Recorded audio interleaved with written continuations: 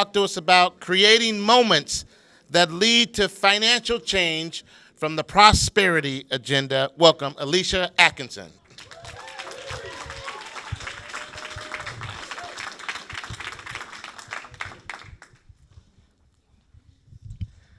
So I want you to raise your hand if you've seen these three boxes before. Great, thank you. So for those of you who may be less familiar, these are the three components of financial capability: knowledge, skills, and access to financial resources. I've started countless papers and presentations with these three boxes, making the case for more services like credit counseling, credit building, access to safe and affordable financial products for the communities we serve. But I'm here to tell you today that there's a fourth box, an element we've overlooked, and we all know what it is because we've all experienced it. But before I unveil this new, not-so-mysterious secret to building financial capability, I want to walk you through some of the common but not-so-simple challenges we hear from staff and parents when it comes to integrating these services.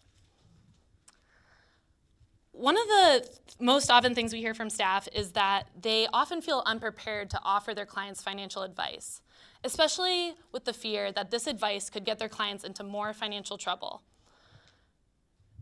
This is understandable. Our financial system is complex, and none of us really know how to navigate all of the pieces of it. Another thing we often hear is that these same people trying to talk to their clients about money have often experienced financial insecurity themselves, making them even more hesitant to weigh in on financial questions. The data and the research backs this up. About 40% of our country doesn't have $500 in savings to respond to a financial emergency or an unexpected expense. I really wish we could all stop pretending that we have it all together when it comes to our finances, and instead start creating some real meaningful conversations about our experiences, both good and bad, when it comes to money. When it comes to clients, we often struggle with finding the right moment to talk to our clients about money, especially in programs that may be unpaid or only provide a small stipend for participating. These students are taking time to invest in themselves, learn a new skill so they can increase their earning potential later on in their careers. Talking to them about money can almost seem inappropriate, like we're pointing out a place in their life they know they're already struggling. I have to say, I've sat through a few financial education classes, and I often leave feeling overwhelmed and like I'm not doing enough when it comes to managing my money. And we hear similar things from clients, that when they're asked to pull their credit and they're asked to budget, that writing it out line by line is stressful when I know I'm going to end up in the negative every month. This is something I've struggled with the most since entering the asset building and financial capability field about 5 years ago. How do we ask someone to save who may not have enough money in their income to put away money every month? How do we make financial topics that are overwhelming to most of us not overwhelming to our clients? And how do we ask them to respond to financial challenges when they may not have the resources to respond at that very moment? This is a huge challenge, but we can do something differently. So I want everyone to take a moment and close your eyes and think about a big financial moment in your life.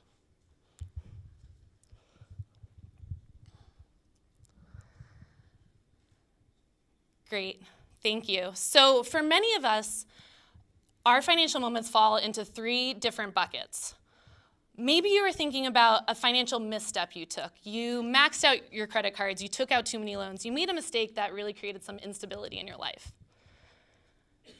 Maybe you were thinking about a financial choice you made. You bought a house, you bought a car, you made a long-term investment in yourself and in your family. Or maybe you were thinking about a financial event that strained your finances. You had a child, you lost a job unexpectedly, you had an unexpected health crisis that made you have to dip into your savings. Most likely, you were not thinking about a moment that someone was talking to you about money. For me, most recently, it was moving cross country and looking for work for over 5 months. It was scary. I wasn't quite sure how it was going to work out and when I was going to land a job next. And it made me really rethink how I had to manage my money.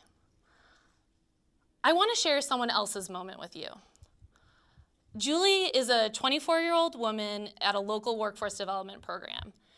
And prior to being in the program, she worked as a waitress in a retirement community. And she shared this story with us about one day she saw this couple that looked significantly younger than everyone else in the community. And she felt compelled to go ask them, what is your secret? How did you retire so young? And they said to her, we saved every dollar we could from the day we started working, and now we're able to retire. Julie went home and she was inspired by the story. She started looking at investment options, so when she was ready to start saving for retirement, she knew where to put her money in that time. So in these moments, knowledge, skills, and access to financial resources definitely play a part, but there's something else driving our decisions in a meaningful way that we're not talking about. Our mindset. Our money mindset is our experiences, our values, our agency, and sense of self when it comes to our financial lives.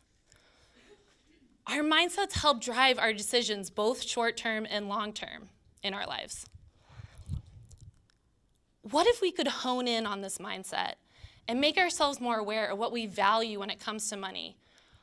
What drives us? What do we really care about? So when we come to these financial moments, we know we're making the best decisions for ourselves and for our future. So let me share with you a few examples of what these mindsets can look like in action. Let's start with working out. We all know we should do it. We all know it's good for us, yet we all often don't. Yet January 2nd of every year, we see the gym packed full of people, some of them maybe in this room, with a new mindset. Because what does a new year provide? But an opportunity to reflect and think about how we want to live our lives going forward. I've seen my money mindset change since I went through that bout of unemployment almost a year ago. It's changed in some small ways. I always bring my lunch to work, and I always make coffee before I go in the morning, even though I love a fresh Americano. It's changed in some bigger ways. I'm more patient when it comes to making bigger financial choices, so I'll look on buy nothing boards or go to Goodwill to buy furniture before I'm willing to shell out money for something new. Mindsets aren't always just about saving money. They can be about spending money in a meaningful way as well. So for me, moving cross country has changed my money mindset too. It's hard to pay for those overpriced tickets home for the holidays every year, but it's important for me to spend Christmas morning with my 1-year-old niece and my family, so I don't hesitate to do it every year. So how can we start thinking about building up these money mindsets? We've collaborated with 2 workforce development programs to develop money mindset cards, which are activity cards that are meant to promote dialogue around our inspiration, our identity, and our intention when it comes to our financial lives. The cards are meant to be fun and promote peer-to-peer learning and an opportunity to reflect on these experiences we've already had and maybe provide more intention going forward. So what does this look like? For inspiration, we ask questions like, what drives you? What do you really value when it comes to your financial life? What is your why in the sky? For identity, we talk about whether you're a spender or you're a saver or you're something in between. There's value about knowing who you are and how you're approaching life, and maybe learning from someone who approaches it differently than you do. And for intention, we talk about how can we take what we're learning about our values and make some intentional next steps to build the financial futures we want. Our goal with these cards is not to change mindsets, but to make people more aware that they have a money mindset that impacts their day-to-day and long-term financial decisions. In this way, we can start acknowledging that there are no good or bad financial decisions. They're just decisions that people are making that is right for them in these moments. So let's go back to Julie's story after she talked to that couple in the retirement community. She was inspired. She went home, she said, maybe I could retire early. She had a new identity. And then she had some intentions. She started looking at investment options and thinking about how she could put herself in that situation as soon as possible.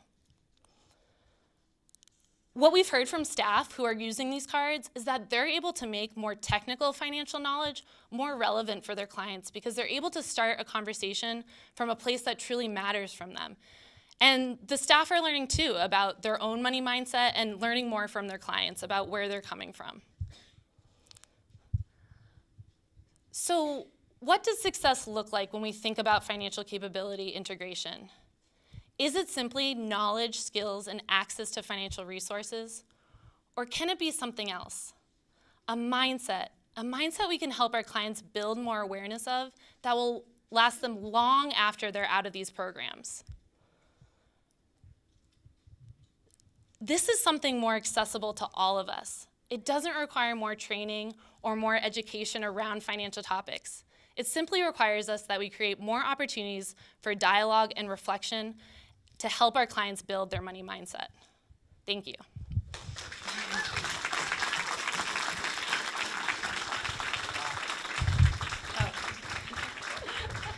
Good job. Awesome. Thank you, Alicia. Okay. Here are our question.